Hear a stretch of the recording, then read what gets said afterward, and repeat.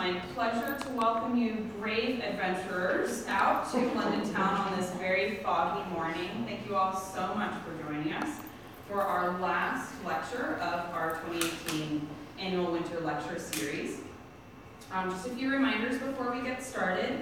So in my notes it says, if it's nice out, remind visitors that they should visit the gardens. Well, we should still visit the gardens, but if that doesn't sound appealing to you, let me tell you, maybe try the historic area, go into the tenement, because sometimes it's really nice to sit in there and look outside on a foggy day, because the fog obscures everything that's modern, and I feel like you really get taken back in time, even more so than you would on a normal day. So I hope you take me up on that suggestion. Next Saturday is our Partying Through Time workshop with the Lost Towns Project. They're going to be pulling out artifacts from their collection throughout time, talking about different kinds of celebrations here in Anne Arundel County.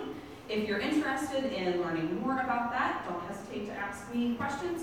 And if you're interested in signing up for that, you can do so online or up at the front desk. On April 6th, as part of the Maryland Day weekend, we have our cider talk and tasting, and I believe registration is finally live for that. So check out our website, or again, stop by the front desk to sign up. If you have questions, don't hesitate to ask me. That weekend is Maryland Day weekend, $1 admission for non-members, free admission as normal for members, and we'll have some special interpreters out on that Saturday and Sunday, special activities for kids as well.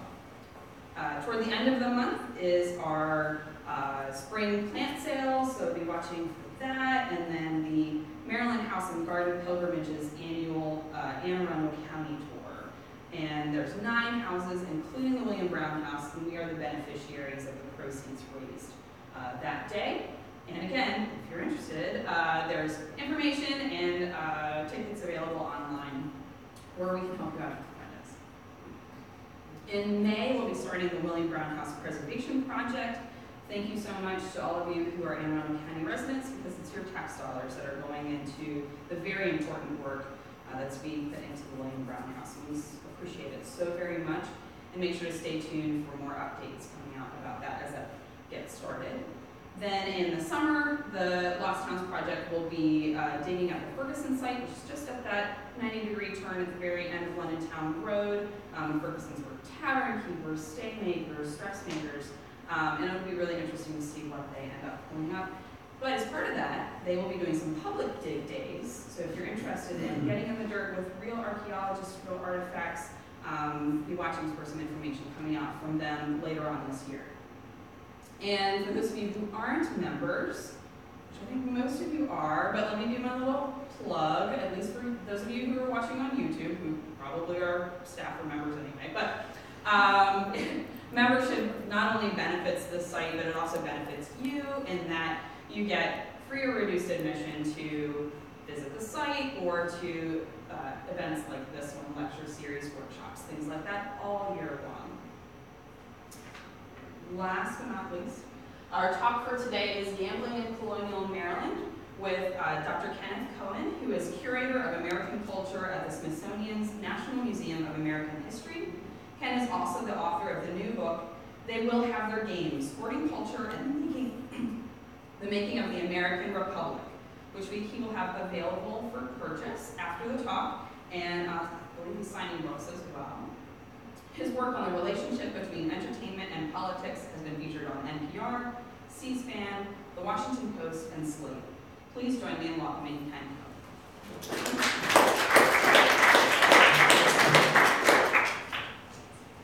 Thanks, Kristen.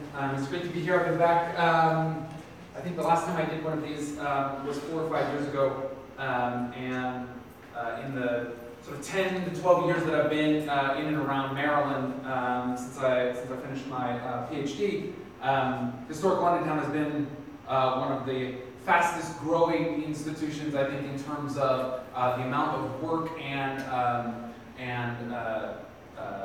sort of upkeep and development on site in terms of programming, in terms of obviously structures, in terms of interpretive events. So I think the support that you've all given the institution is evident to those of us who sort of periodically drop by. Every time we come by, there's something else new. So there's very clearly a group here who's really engaged work that goes on here, and I think that's really important. And thank you all for being interested and for coming out to talk about gambling on a Saturday morning. There should be like an 8 p.m. lecture, and we should have tables out front, and we can play period games or something like that maybe the next time. I'm always interested when I start a talk to think about how can it be relevant today. Historians often talk about crafting what we call a usable past, so that we don't just talk about the sort of events that happened in history for the sake of knowing little factoids, but for the sake of understanding what's going on now a little bit better. And gambling provides a unique opportunity to do that in Maryland in particular, of course, because gambling has been such a hot topic over the course of the last decade with the emergence of casino gambling for slot gambling and then table gaming. And so colonial gambling actually goes, and we'll get to that quote in a second, colonial gambling actually goes to the heart of this because Maryland has been unique amongst the 13 colonies, was unique amongst the 13 colonies in terms of its gambling culture. And what I want to argue today is that sets a precedent that can be seen even in more recent legislation and more recent trends, not just in 2008 and 2012, but in the nature of gambling in southern Maryland in the 1930s, 40s, and 50s, and in the rise of racetrack gambling in the 1870s, 80s, and 90s with Pimlico and Laurel and other racetracks. So periodically over time, the trends that I'm going to talk about here in colonial Maryland keep popping up again, and I think that says something about sort of the nature of life in Maryland that makes it a little bit unique in this fashion. And so gambling can reveal that, and that's what I want to sort of focus on today, so that we walk out hopefully with a little bit better understanding of why gambling is what it is in Maryland today, and the fact that it's part of a long trajectory of gambling practices in Maryland that are a little bit different compared to other places up and down the eastern seaboard. Okay, so the 2008 and 2012 legalization and expansion of gambling in Maryland was packaged in a way as to sort of present gambling, that the people designing the bill thought that they couldn't get it passed by just let's legalize gambling. They had to sort of package it as like, right? And so this suggests that gambling is by itself not necessarily considered the most moral thing. That it needs to be packaged with something that is considered good, like education, in order to get it moved through the legislative process, right? And so the first question I want to ask is, why is that? Why is gambling considered a vice? And so that answer goes all the way back to the colonial period and before. Gambling is considered a morally questionable thing for two reasons. First, on account of the players, the people who are participating, because there is a sort of moral business. There can be a secular moral argument that is made about why gambling shouldn't be something that somebody does. But whether it's religious or secular, the argument is often that gambling circumvents the way you're supposed to make money. You're supposed to make money through hard work and determination and saving little bit by little bit by little bit. And gambling is this sort of quick road to riches that doesn't require sort of the moral character of hard work.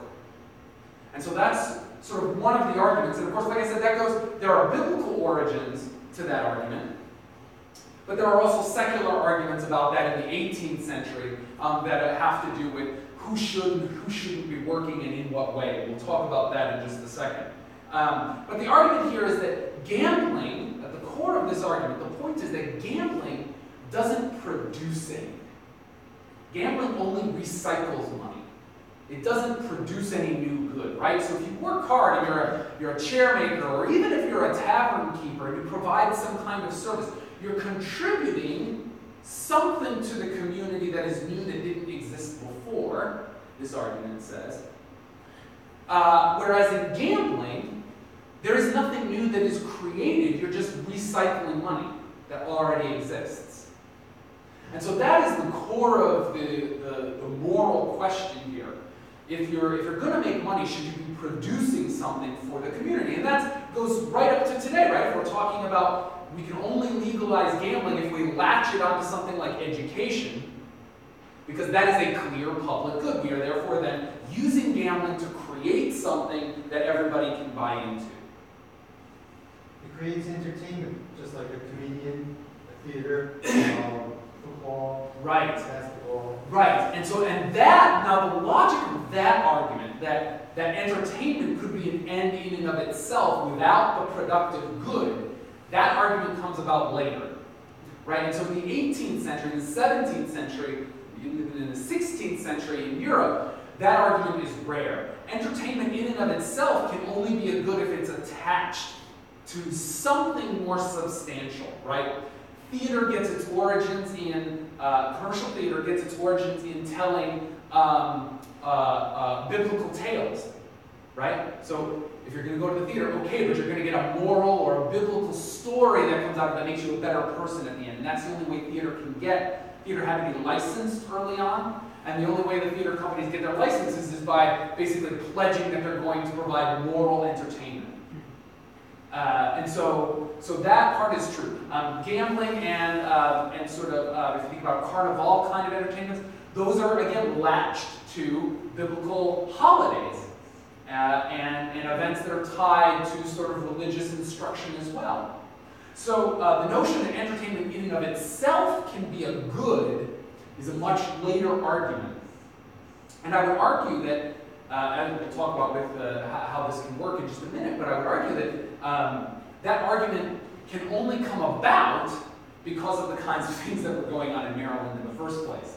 Because on the one level, you have all of these arguments that say, you know, well, I'll give you some of the arguments. Some of the arguments that say gambling is bad for all of these reasons, right? Here's from the Pennsylvania Gazette in 1752.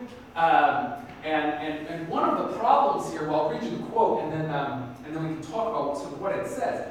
If gaming be destructive of the public peace and welfare, may it not be supposed to be generally pernicious, as pernicious, to people in high as in low stations. If riches and dignities be no absolute security against being led into evil, can any good reason be assigned why the penalties ought not to be so continued as may best deter all ranks and conditions from offending? And this is because, and we'll get to the second part of this moral problem now, it's not just that that gambling puts somebody at risk, or is sort of evidence that they're not morally anchored because they're looking to acquire wealth in some quick way.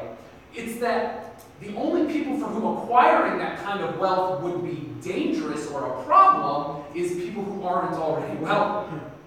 If you're already rich and you're gambling large sums of money and you can afford to lose it or win it, it doesn't change anything in society. The concern is that it's going to be poorer people who might win a lot of money and then become rich and have the wealth to sort of play the role of a gentleman or an elite person, run for office because they have all of these resources that they've won through gaming. And so gaming's the real reason why lots of people find gaming a problem in the 17th and 18th century, and you find all these laws against it, is because it portends a social threat to the existing order. It's a way for people to ascend out of their class or drop out of their class in very quick fashion. And the moral prescription that, circulating money as opposed to producing things is a problem, that's kind of the superficial veneer that is put on top of what the real concern is, because it's something that sort of deflects from being elitist and might sort of register some anger or resentment from people who are a little bit further down the social scale. And so you find a bunch of these kinds of comments about why isn't it that these laws, and the laws almost always talk about poorer people and the dangers that poorer people face by gambling, right? And so the concern is always phrased as, well, gambling is uneconomic, or the lights are down. I can see if I can find these quotes. Or it discourages industry, or it might make the poorer sort lose whatever little money they have, right? So the risk here is framed as we need to protect the poor and encourage the poor to work and produce things because, what they don't say is, because if they gamble and they win a lot of money, well then they might get rich quick and then nobody might need to work, right? Now of course odds mean that there aren't going to be tons of poor people who become super rich like this, but there are examples of people who do. We'll talk a little bit later about lotteries. There's a mantua maker, a relatively poor dressmaker in Boston in the 1750s who wins a lottery to build a church in Boston. In general, lottery tickets, we'll talk about this in just a second, were expensive enough, the ticket to get into the lottery was expensive enough that it limited who could buy access. But every once in a while, poor people proved willing to pay more for a lottery ticket than they would for other things because they wanted to take their chance. Which of course is the same criticism that's lobbied at lotteries today, right? That people who are poor spend an inordinate amount of their money on lottery tickets as a way to sort of get rich quick. Well, every once in a while this works, of course, and that happened today, and it happens today, and it happened in Boston in the 1750s, and this relatively poor widowed mantua maker becomes super rich, and the Bostonian elite, the sort of established sort of proto-Brahmin elite, sort of don't know what to do with this. Like, what do we do with this woman? Suddenly she's bought a townhouse and she's got all of these nice things and she's courting a gentleman or a gentleman courting her. And so, it sort of throws their social world into disorder. And so you have these quotes. Here's another one from a preacher in Virginia who says, look, maybe the problem is the wealthy people. If you guys stop gambling, then you'll stop setting a bad example for these poor people, right? He says, instead of defiling themselves with so foul a practice and setting fashions to the lower people in vice, this is the Virginian elite, ought by their example to lead them on to everything that is virtuous and honest. So the writings about gambling suggest something a little bit deeper when you talk about the writings that are published in newspapers and as sermons than what the laws suggest. The laws say things like, you need to work, not take chances. You need to save, not spend, right? But then in the newspapers and in the published sermons, the concerns are, why are rich people allowed to do this? And all of these laws are framed as protecting poor people. Maybe rich people shouldn't do this. So you get a sense in the newspapers and in the sermons of a social tension over gambling that you don't see in the laws themselves. I think in this museum there's a mention of a slave who won a lottery and bought his freedom. Is that right, Rob? I would have to look into that. Okay. That would be pretty unique. I was just here 2 days ago. Wow. I think that's what I read. That's amazing. So this is a real threat and danger to sort of the social order if people can acquire money in this way. And so in fact, British law tries to prevent that. So in 1710, under Queen Anne, the Parliament passes a law that says any gambling debt over £10, which was a fair amount of money then, but not excessive, any gambling debt over £10 is not prosecutable in court. Because what was happening in Britain was people would lose a lot of money and then they wouldn't pay. And then somebody would take them to court to pay, claiming that a gambling event was akin to a contract. And not paying your gambling loss was like breaking a contract. So it was a contract law dispute that was taken to court. And the British courts were getting inundated with gambling cases from people not paying. And so Parliament steps in and basically declares that gambling debts are not prosecutable. They're not contracts. It's something separate. And this still exists in law today. It's called a play debt. It's not a real debt. It's not prosecutable in court. And that distinction was made in 1710. And so, de facto, that law is applied to all of the colonies because it's made in Parliament. Most of the British colonies also passed their own versions of this law, which are either equal to or stricter than the 1710 statute in Britain. There are two exceptions. colonies that do not pass laws that are as strict or stricter than the one that was passed in England. One is Rhode Island and one is Maryland. Rhode Island has, if any of you know your colonial history, Rhode Island has its roots in a sort of very individual, sort of libertarian kind of approach to government. Roger Sherman, who founds the colony of Providence, basically flees Boston because he doesn't want to deal with the Puritan administration in Boston and sort of their overbearingness, and he sort of creates the colony based on you can do whatever you want to do as long as you're not harming somebody, physically harming somebody. And so Rhode Island has a long history of individual liberties that exceed other colonies, and this exists in gambling as well. So Rhode Island is relatively easily explained.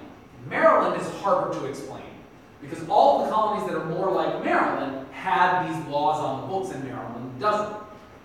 So it's up for some dispute as to why Maryland doesn't ever pass. Maryland's most strict gambling law in the colonial period is that you cannot gamble on the Sabbath. On Sunday. You can't gambling on Sunday is illegal. But they don't actually pass a specific law that reiterates the 1710 Queen Anne statute, and they don't pass anything that's stricter than the 1710 statute. So they only absorb the 17th statute by inference, by implication of the fact that Parliament has passed it. There are very few cases, legal cases, brought in Maryland compared to other colonies. There's very little discussion. You'll notice all the quotes I gave you were from Pennsylvania and Virginia, the states to the north and the south, because there's virtually no discussion of the subject in the Maryland Gazette. On a legal sort of basis, there's no commentary on the laws of gambling in the Maryland Gazette. There are some stories about tavern fracasses and fights that break out. That happens, and that happens everywhere in the colonies in this period. But there's no real discussion of why don't we change these gambling laws. Doesn't exist in Maryland. It's very odd. There's several possible explanations for this. The one that I fall back on is that Maryland's elite was, by the time you get to the 1740s and 50s, much more coherent and much more unified than in almost any other colony. And this is true for several reasons. And now we're going to get to big contextual information that really isn't about gambling, but that helps explain the nature of the uniqueness of Maryland's gambling laws, I think. So the first is, in places like Virginia, of course, Virginia and Maryland very similar economically in the colonial period, but in Virginia, you have this vast western territory that is already being settled by the 1740s, 50s, and 60s, and it's being settled by people who aren't very similar to the people who are in the Tidewater and further east. And this creates a real tension and concern in Virginia about social unrest, which could prompt Virginians to pass laws limiting and restricting gambling because they see a social threat that exists. In Maryland, not only is there less western settlement, but the western territory is smaller, which is a reason why there's less western settlement, and the elite along the coast are much smaller in number and much more coherent politically. They're all largely unified politically. You don't have the same kinds of factionalism and divisive elections in Virginia in the that exist in Virginia in the 1740s and 50s and 60s. You don't have that in Maryland in the same period. And so I would argue that the Maryland elite felt more secure. They didn't need to pass these laws because they weren't that concerned about the odd person winning a lottery or winning a big gambling spree, because they could socially lock that person out even if they gained a lot of money, because their groups were so tight, their circles were so tight, and the walls around them were so strong. So that would be the argument that I would posit for why Maryland's laws are different, although if any of you are researchers and have other theories, I'm certainly open to them. But it is curious that in the case of Rhode Island, we have a very ready explanation for why their gambling laws are different, but we don't really have one for Maryland, other than the contextual background of the fact that their social stratification was firmer and more crystallized than in similar kinds of colonies. And so again, this gets to the notion that gambling, the real concern about gambling, is framed as a moral concern. You need to work, not take big chances in order to make your living. But beneath that is really a concern about protecting social class and social power. And you can see that, of course, in Dr. Alexander Hamilton's drawings. I'm sure many of you have seen his sketchbook. Do you all know who Dr. Alexander Hamilton is? He's an apothecary, basically, in Annapolis. He comes from Scotland in the 1720s. He's in Annapolis in the 1740s and 50s, and he is a founder and a member of several of the elite clubs that emerge in Annapolis in this period. And these clubs are really places where this Maryland elite, clubs are tools that this Maryland elite use to sort of cohere themselves and bind themselves together into a big social group. One was the Tuesday Club, another is the Royalist Club, the Hominy Club is another. So these are all sort of social gatherings of gentlemen on different nights of the week at different taverns in Annapolis that work to sort of bind the elite, the Maryland elite, together. So these guys spend long nights gambling, smoking, reading and writing literature, poems, that kind of thing, all in their sort of own community. They rent a room upstairs in the tavern and they're by themselves for 5 or 6 hours doing this kind of stuff. And this practice clubbing starts in London in the 1680s and 1690s, so they're sort of copying what's going on in London when they're doing this. And Alexander Hamilton drew out a bunch of pictures of his experiences at these clubs in Annapolis, which help us get a sense of sort of the social environment that these guys were creating.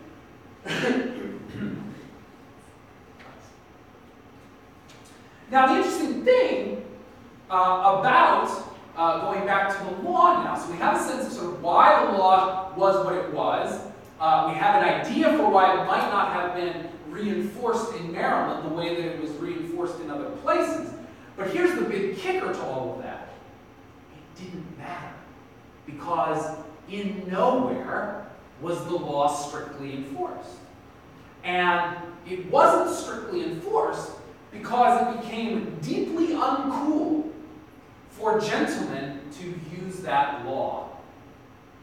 What happened was that men, and not just gentlemen, but all men, really, developed what they called the Code of Honor, which circumvented the law.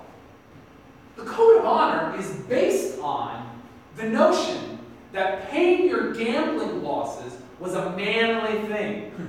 And if you don't pay your gambling losses, and you decide to go to court to recover your losses or to not bother with, to avoid having to pay your gambling losses, then you are a weak man. You're effeminate. And so you might lose in manly status whatever you might gain in money. And you can see this Code of Honor spelled out here in a London publication from the 1740s. It says, if any man lay, this is gamble, wager, bet, if any man bet or lay more money than he hath to pay, or cannot satisfy the party with whom he hath laid it, either by his credit or some friend's words, but which if he cannot do, then he is to be put into a basket, to be provided for that purpose, and he is to be hanged up in that basket, in some convenient place in the cockpit, that all men may know him during the time of play that day. And also, the party so offending never to be admitted to come into the pit until he hath made satisfaction. So the argument is here, if you don't pay your bet, you're going to be put in a box, like sort of like the stocks, but in this case, this is at a cockfight, right? And they're going to hang you up so everybody can see you and know that you've got this sort of mark of having not paid your debt, and you're going to be shamed until you pay your debt. And so this is the Code of Honor at work, right? We don't care what the law says. You're going to pay your debt anyway, because if you don't, you're a weak man. You're not being a man. Now, why would anybody care so much about being a proper man in the period? Well, that gets back to a very misleading photo, which I used at the beginning of the talk. This is from Colonial Williamsburg. This is one of their tavern images. And it's a bunch of their actors sort of reenacting a gambling game at a tavern at one of the Williamsburg taverns. That's a lot of coins. That many coins would not have actually been used in a gambling event, partly because coins were super rare.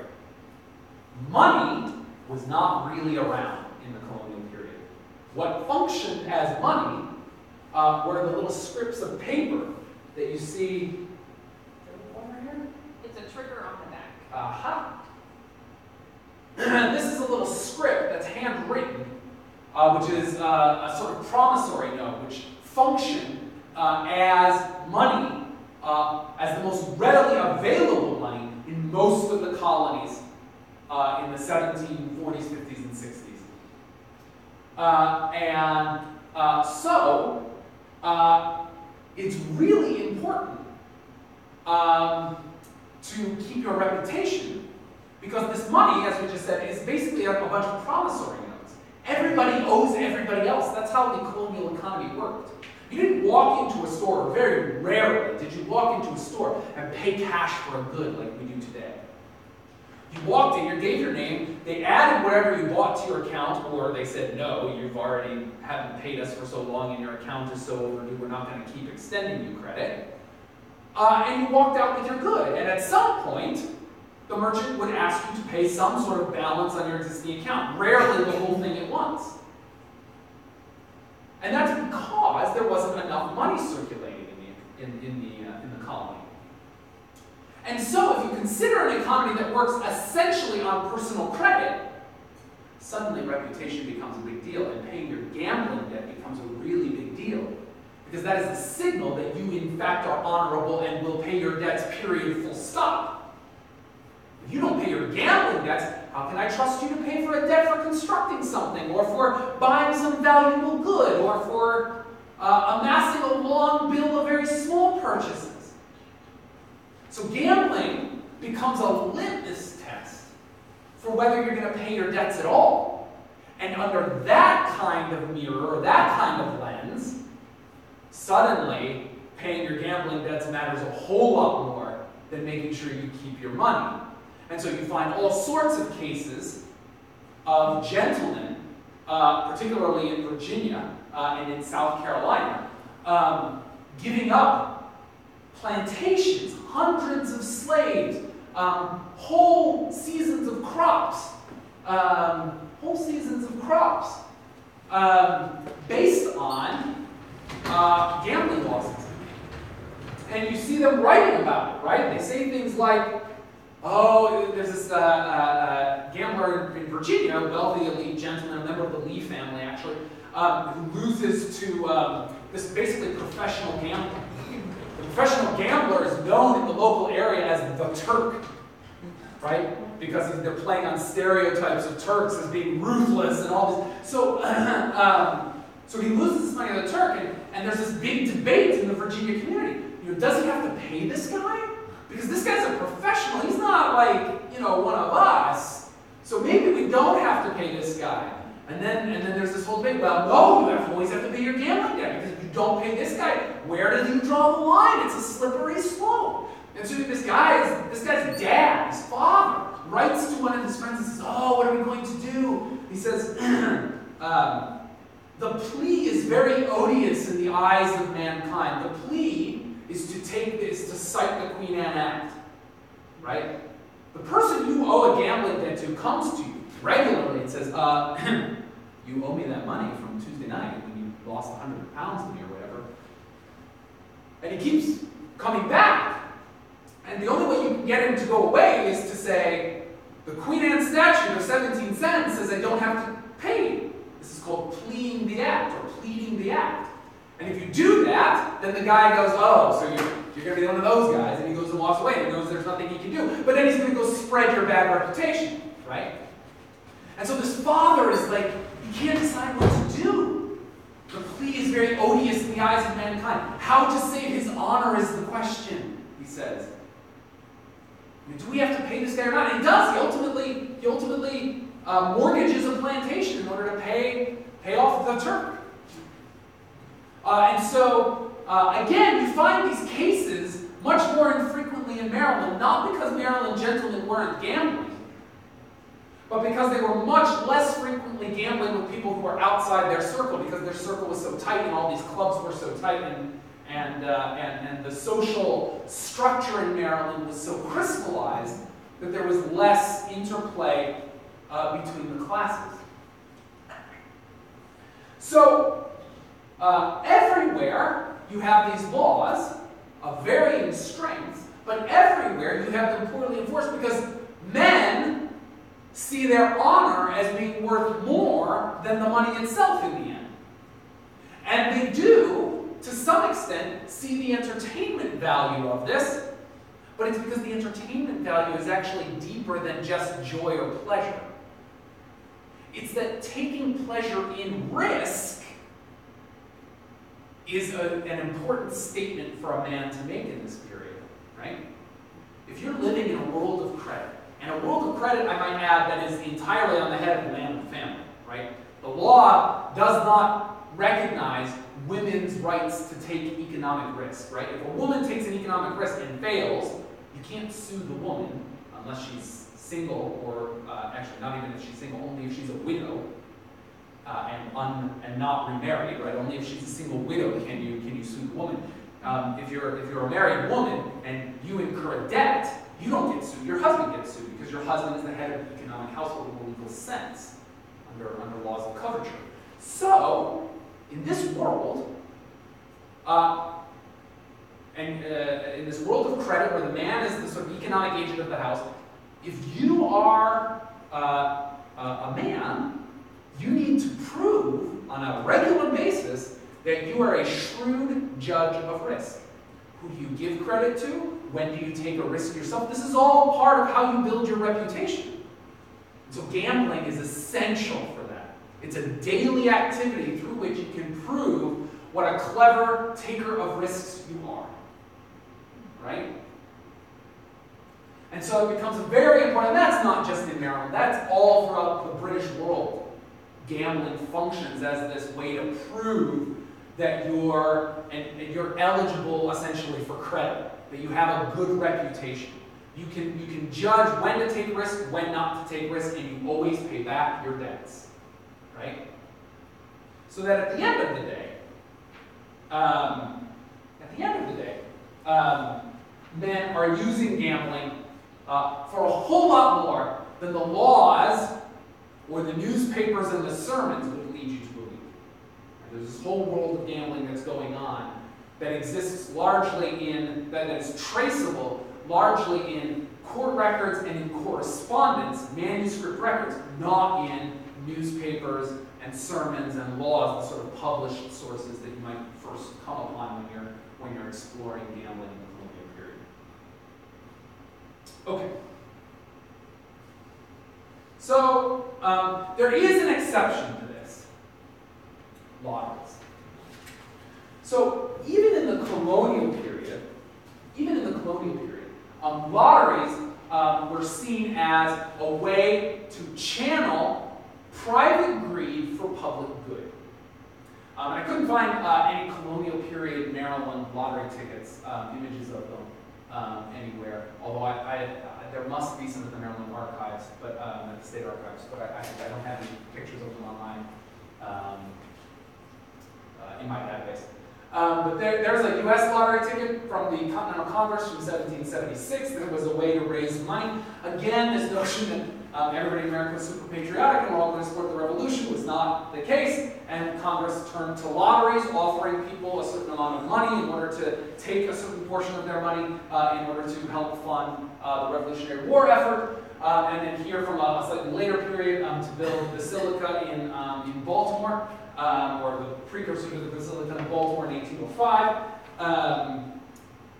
So lotteries are, in the period, similar to how they operate today, right? You buy a ticket, a certain portion of that ticket goes to whatever project the lottery is being created for, and then there are a series of prize winners of varying degrees that take another percentage of the winnings. Sometimes it's 50-50, sometimes it's 60-40, it varies. And here's the kicker: every single lottery from the colonial period up until states assumed control of lotteries in the 1960s every single lottery had to be approved by the state government. So it was a separate act of the state legislature, or state assembly, colonial assembly, to certify every given lottery. And there were lotteries for everything in the colonial period. There was a lottery to build a road from point A to point B. There was a lottery to fund a ferry, or to keep a ferry operating. I found a lottery to dredge the Pocomoke in 1758.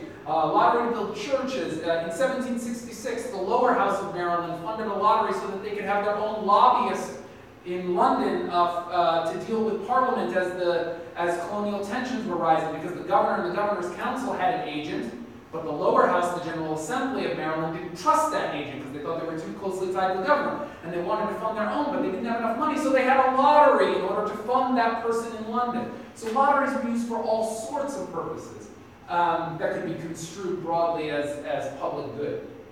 Now, this changes over the course of the 19th century. Because it turns out that the people running these lotteries start to rig them. And the winners start to be people who are associated with funding the lottery. And so then states banned lotteries in the 1830s, 40s, and 50s over the course of 20 years. Virtually every state in the country bans lotteries. And then you get the sort of underground numbers game emerges when lotteries are made illegal. And states start to legalize lotteries and start to run them themselves, the way that we think of lotteries today, in the 1960s, once that numbers game gets so big and becomes associated with the mafia and organized crime in ways that states get very concerned about the public harm that is coming out of those private games that are running under the radar. So states moved in to take them over in the 1960s.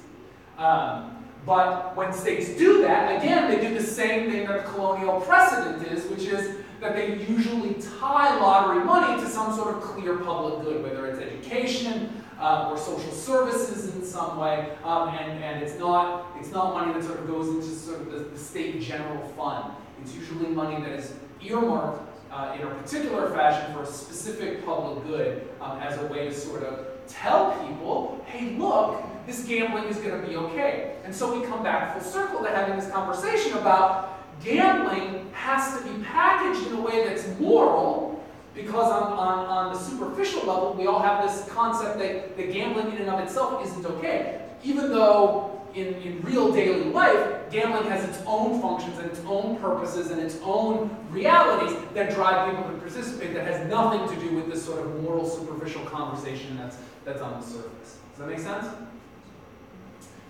Okay, so what does this all have to do with today then? I would argue that Maryland's tendency towards unregulated gambling continued after the colonial period. It continues to resurface periodically.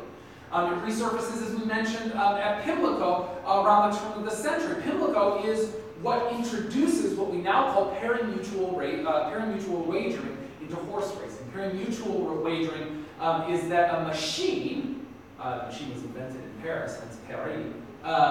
The pari-mutual wagering system is where a machine calculates the odds based on the bets that have already been made, as opposed to a bookmaker doing it. If a bookmaker does it, the bookmaker's opinion can figure into the odds a little bit, right? And the bookmaker can shave the odds one way or another. If a machine does it, and the machine says the more people who bet on X, the lower the payout for that horse, because that horse is now the favorite and the most money is on it, there's very little personal opinion that can be factored into the pari-mutual system. And that system is brought over from Europe by the director at Pimlico at the turn of the 20th century. And so again, Maryland is at the forefront of how these gambling systems are going to operate in the United States in that period. And then again in the 1940s. Gambling is basically banned in most American states from the 1850s up until the early 20th century. By the 1940s, of course, it's only legal in Nevada and New Jersey, but the three southern counties of Maryland defy gubernatorial veto and pass their own, according to what the Constitution of Maryland allowed at the time, passed their own legislation that allows slots. And so, as you all are probably aware, Southern Maryland was a vacation getaway hotspot in the 40s, 50s, and 60s because it allowed essentially unregulated gambling. The state's tax take on the slot system of Southern Maryland gambling in the 40s, 50s, and 60s was 0.5%. The state's take on lottery and casino gambling today is anywhere from 50 to 60%, depending on which kind of gambling you're talking about. So the state essentially did not tax what was going on in Southern Maryland, and as somebody who taught at St. Mary's College of Maryland for several years, I can tell there's the racetracks in Maryland and the racing business in Maryland that booms because of pari-mutuel racing. And here's a look at the slot gambling boom in Southern Maryland in the 1940s, 50s, and 60s. The Waldorf Hotel and Restaurant, and then a look at what was inside in the early 1950s. And so, as somebody who worked down there can tell you, there are tons of structures still left from this period.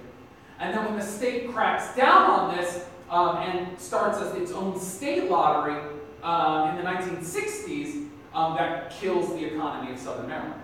The economy of Southern Maryland had become a leisure sort of Atlantic City getaway kind of economy that gets decimated by the emergence of state-controlled and state-oriented gambling legislation that begins to be passed in the 1960s and on.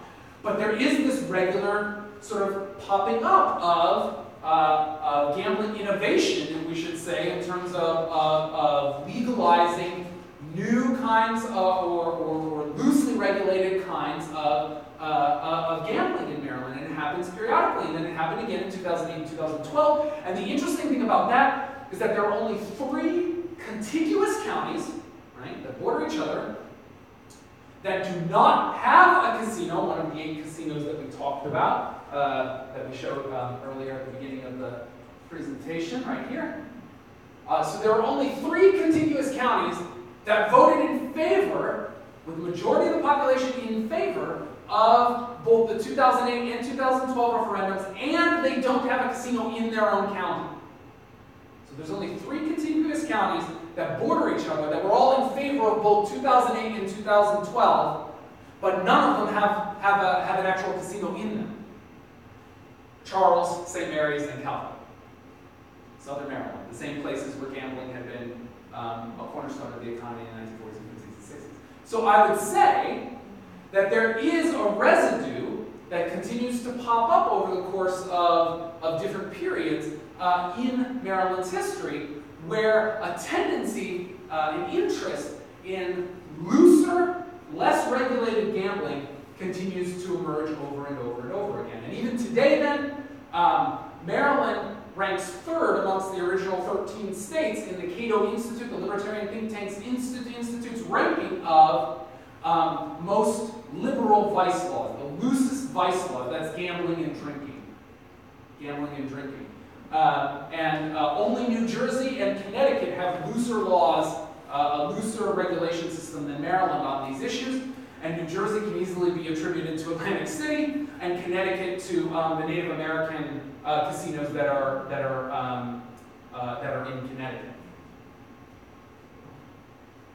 And so, again, come back to this point that the colonial trend in Maryland continues to pop up over and over again, but it pops up for slightly different reasons. Because in the colonial period, it pops up, I would argue, because there's a very clear and coherent elite class. But then in the 1910s, it pops up around horse racing, which is broadly popular. And in the 1940s, it pops up again in Southern Maryland, which is a very rural population, not where the horse racing is largely taking place. So it pops up in different places at different times, and that I have not yet accounted for. So I'm open to anything you have to say about that. Thank you for your time.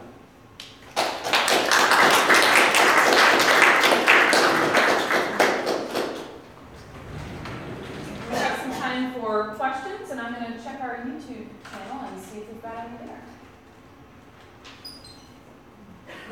You mentioned that before the states took over the lotteries, that a lot of fundraising was done that way. Now, churches call them raffles. Is there any legal distinction between a raffle and a lottery? Yeah, there is, although I can't pull it off the top of my head. But yes, there is a distinction between the two. And it has to do with scale, it has to do with the advanced sale of tickets, it has to do with percentages of what's given out versus what's kept. Does it have to be a nonprofit to hold a raffle? Very likely, yeah, I'm sure that's likely, although for all intents and purposes, that was true in the earlier period as well. All of the organizations that are, well, no, that's not true. No, you're right, that's right, that would be a good distinction, that's right. Because I'm thinking about there are bridge companies and turnpike companies that are using lotteries in the earlier period, who, yeah, I think would probably be, would not be allowed to use raffles today. That's interesting. Yeah, I don't know the answer to that. That's a clear distinction, that's right. Today, if you want to finance a bridge or construction project, you issue bonds rather than lotteries. Right, yeah, so, right, and bonds are investment processes, right? That's a totally different, I mean, right, so there's a lot of work on this. You're still taking risk. It's still a gamble. We just call it by a different name, right? So, right, I mean, stock investment, any kind of investment like that incurs the same kind of risk. So there's a certain similarity there that's important to recognize. And this is a separate lecture that I've given elsewhere, but yeah, so we have sort of decided to create a distinction between what we call investing and what we call gambling, right? But there are certain structural similarities between the two that exist, and our moral predilections, that superficial language that I was talking about, is often what has driven those divisions and those divides.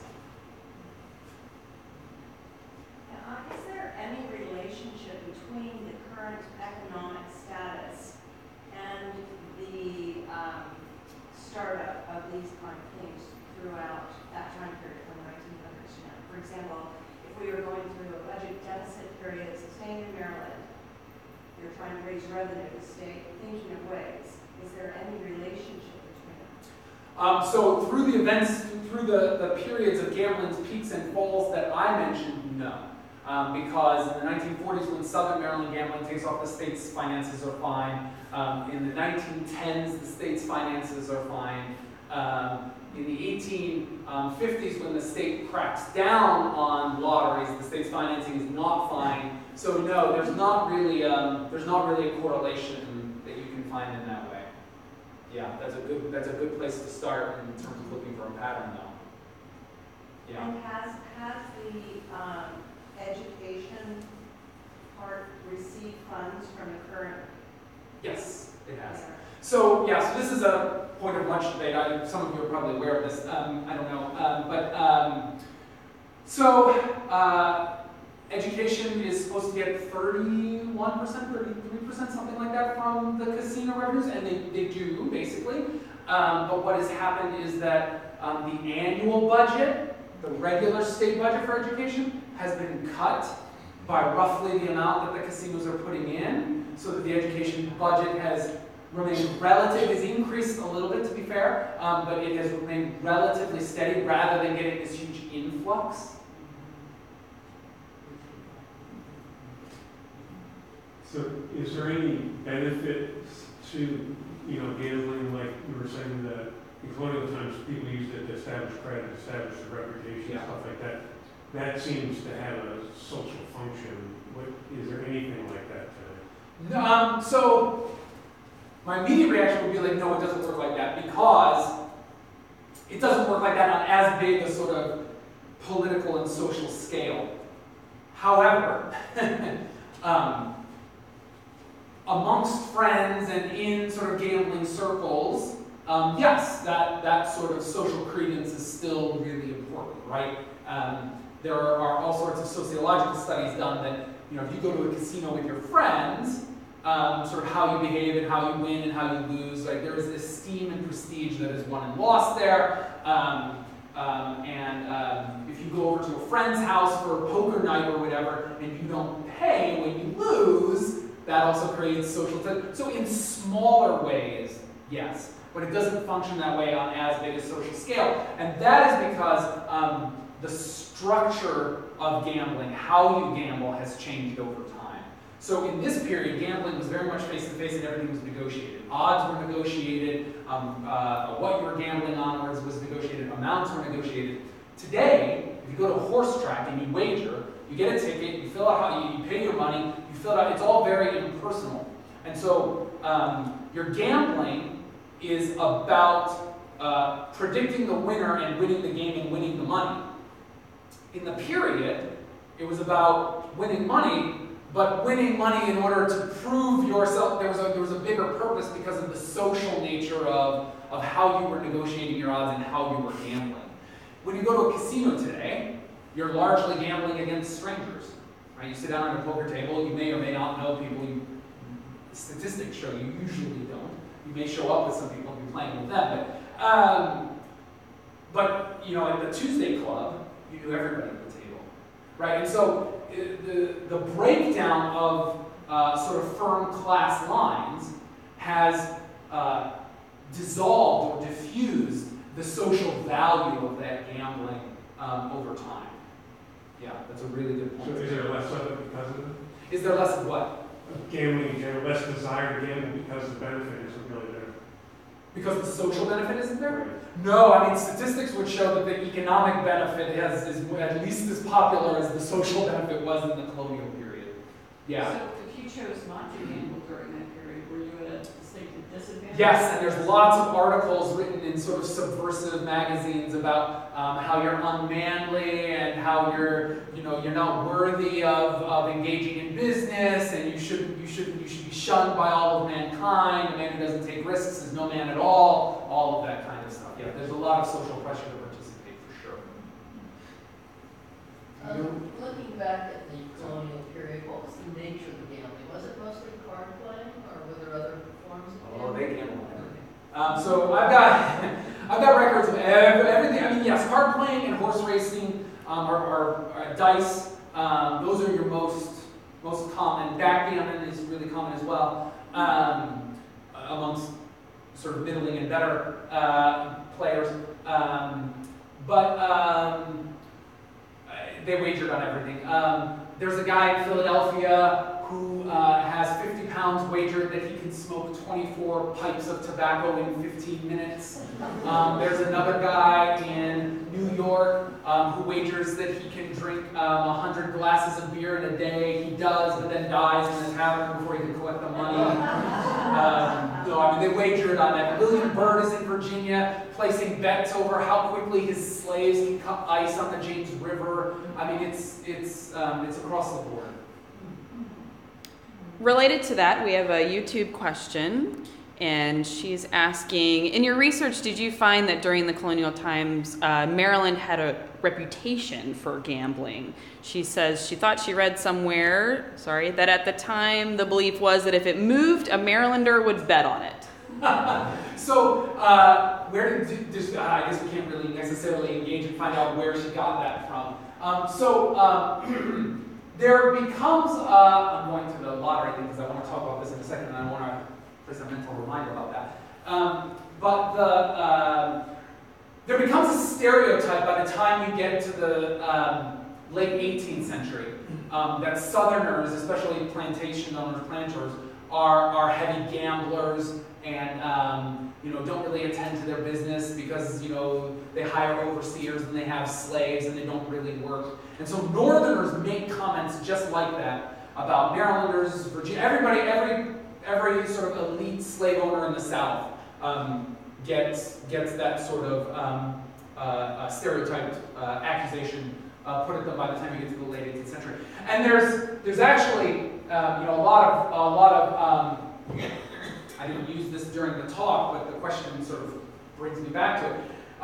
There's several famous people over the course of sort of colonial Virginia and the colonial South who are claimed to have lost their family fortunes by gambling. William Byrd is the most famous. You can see his affinity for racehorses there in the background. You can make out the horse in the lower left corner of the portrait. But the reality is, George Plater IV is one of the ones from Maryland who's associated with this. Oh, he lost solidly because he gambled so heavily.